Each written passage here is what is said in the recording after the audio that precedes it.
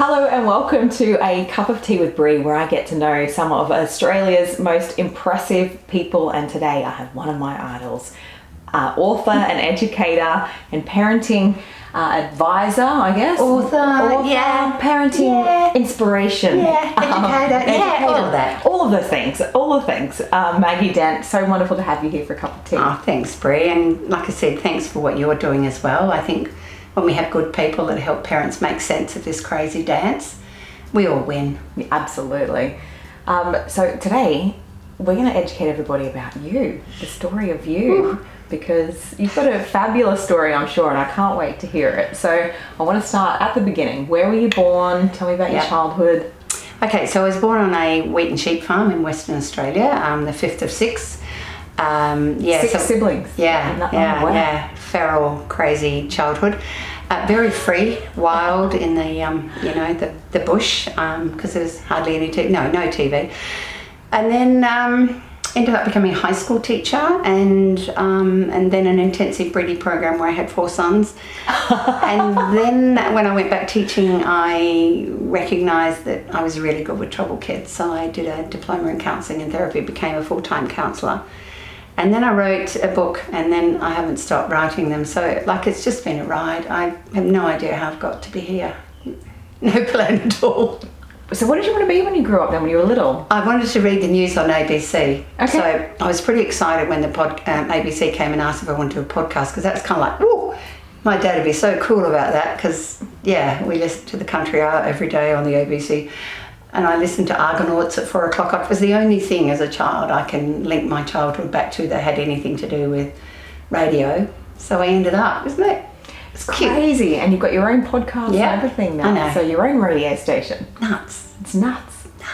So what was childhood like? So you said feral. I'm going to hear the feral. I was really blessed with a fabulous, loving dad. My mum was not really maternal, so that wasn't a really good space for me. So I spent most of my childhood chasing my dad, driving the truck in the ute. And so it let me kind of become part boy. I'm part bloke. I'm really good kind of at communicating with both genders. Yes. Which helps me in all my work. So I accidentally became a boy champion because I wanted to help us understand that little boys can be a little different, and they're not tough and they're not naughty, and how can we raise them to be healthier? And that really has taken me out onto a global stage. And that's probably why you're gifted sons as well. Endless content. I was pretty glad. I mean, our children, when we're in the parenting sphere, should really be tax deductible. It's really not fair. Seriously. It's really not fair. And I kind of chuckle as they've become parents. Every now and then they ask my advice, and only 2 of them have ever read any of my books, which I think is hilarious, and that's fine.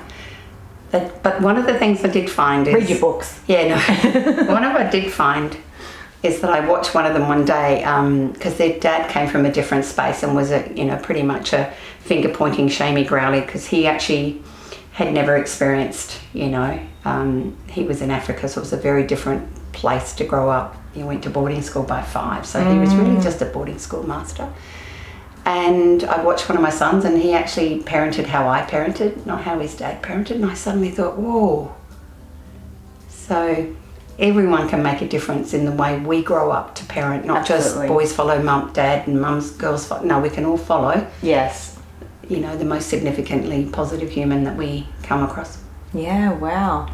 So getting into this industry, it's obviously a huge passion that's fueled you for a really long time. Yeah, it is. And I guess that was what I saw in counselling, is that, the first 5 years shapes who we become for the rest of our lives. If we can make sure our children are, being given the environments and the relationships that help them grow healthy in those first 5 years, we can save a lot of pain later. But I'm also a passionate educator, and I bat really strongly for our teachers and educators everywhere that, they know what children need, but sometimes people make decisions above them that can make it difficult. Yeah, and there's a lot of teachers leaving the industry. Yep. And they're done, they're cooked, they're exhausted. Which is really sad. It is, because they're amazing educators. But back to you. You're good at deflecting to other things. Good at deflecting. You are. So tell me then, what was, one of your most proudest personal achievements in your life? I think it was, yeah, that's difficult because I've got lots. I think, I know this sounds crazy, but as a teenager and a young adult, I was never going to have children. I was going to do that. There were aspects of my childhood that I didn't want to read. I thought I didn't want to be that. And so kind of when I first held my first son in my arms, it just blew my little brain and heart into cotton picking bits. And it was just, I was so glad, so glad I did it 3 more times. Yeah. No, one was a whoopsie, let's get that out there. Yeah, so I absolutely think when I became a mum, I suddenly had a reason for living. I know it sounds really kind of a bit dodgy, but I really felt that was my reason. And then I knew that could be important for others as well. And I think that's what happens to us is, as mums, we realise it gives you motivation to do a lot. Oh yeah, and we get reborn as a different human, don't we? I love it. So what's something most people don't know about you then? I know, this is a bit hard for people to understand, but I'm actually an introvert, which means that even though I can come out and do amazing stuff and be at conferences and that, it depletes me enormously. And I spend a lot of time, my good bloke knows he doesn't talk to me after a conference, which he's a talker, so it's not easy. And then I have to get back into nature. Nature is my solace. It fills me up, it restores me. And so I garden a lot and have chooks and walk a lot with my dog, Hugo Walter. And so I've worked out what nurtures me so that I can do the things that don't always nurture me. But I also didn't realise, as a little girl, I loved reading and I loved research because my dad was an agricultural scientist. So it's been a perfect setup for me because I love reading research, but I pluck out the bits that are relevant for parents so they don't have to read it all because it can be boring. And being able to write, I was writing from 4 and 5. So becoming an author, I really secretly hope one day I'd write a book. No, I've written 9. That was a bit overdone, overkill. I'm sure there's more in you. Only one more, then I'm done. And then I'll write fiction. Then I'll write fiction. Really? I'm going to write fiction. Okay. Yeah, I've got so many stories that would be great for fiction, so yeah. And what about professional achievement? Again, I'm sure there's a lot. The first book. When they landed, I opened the box with my first book, it was a really big moment because my dad he actually won, an exhibition in English as a Year 12 boy, and he loved reading and writing, and he wasn't here for that moment, but I kind of felt he was, but holding that because it's really scary, your first one. Oh my God, that was a moment that was huge. So therefore 2 birthings, basically a human and a book. They were the 2. That's amazing to do that when you've got a newborn. Yeah. I didn't have a newborn when I had the book. I'm just saying the 2 big moments in my life. Oh, the birthing. Yes. Okay. Yeah, because I thought, no, you can't do it. Oh God, no. They actually had all left home by then, so I was lucky. So you're a mother of 4 boys, and how many grandchildren? 7. Wow. Yeah, and hoping for more, but no pressure. No pressure. So tell me something. If you could have dinner with 3 people, past, present, who would they be? Okay, so the very first one would be my dad again, because not only was he an unbelievable humanitarian, he taught me that people aren't defined by the colour of their skin or their culture. He has the wickedest and funniest sense of humour, so I'd love to have him back.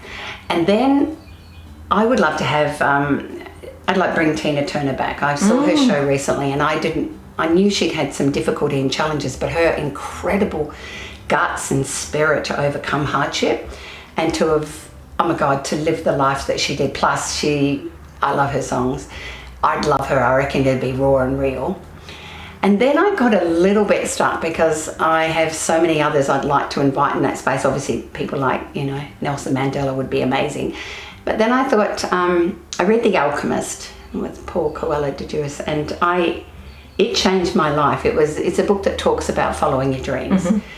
And he's a very wise man, and I felt that would be a great blend in that space. And then there's about 18 others I'd like to pop in the 3, but how about that? Those 3 would be an interesting mix. Oh, absolutely. Absolutely. And then but I can see you're very gets up, so you want to have everyone. Yeah, I do. Yeah. And I'll be asking lots of questions. So tell me, to finish today, what is the best piece of advice you've been given that you live your life by? Oh, I love it. And it came from a high school teacher who, you know, every now and then you're seen, you know, and appreciative of who you are, the lighthouse figure. He was, when I was 14, quite a troubled, dark, moody teenager by then. And he said to me one day, he said, I want you to think that, I want you to be yourself, Maggie, because everyone else is taken. And it sat with me about being authentic and real, and that is really important to me, which is why I sometimes share about my chin hairs and the reason I get my shoes mixed up and get lost or go to a playground in my pajamas, because I want to be authentic and real to people, to say you don't have to be a perfect human to make the world a better place. You just need to be you, because everyone else is taken. What a beautiful piece of advice. Goodie, eh? You're being you. Good on you. Ditto. Cheers. Cheers. Thank you so much. This is tea. Tea. Yeah. Yeah. Yeah. Yep. Tea. Anyway, it's bubbly. No, it's not. Thank you so much for having a cup of tea with me today. My pleasure. And from all parents everywhere and all the educators that you take on your journey, and you help us do better, be better, and make us feel like it's okay. Yeah. Thank you. My pleasure. Thank you. Let's hope I'm around for a couple more years, eh? Well, you know what the good thing is you'll be around for a long time. Oh, yeah, I'm regardless of whether you're here physically. So, but thanks so much for having a cup of tea with me today. And remember to share this episode. And if you want to watch more, hit the notification bell so you never miss out on a cup of tea with Bree ever again. See you next time. Cheers.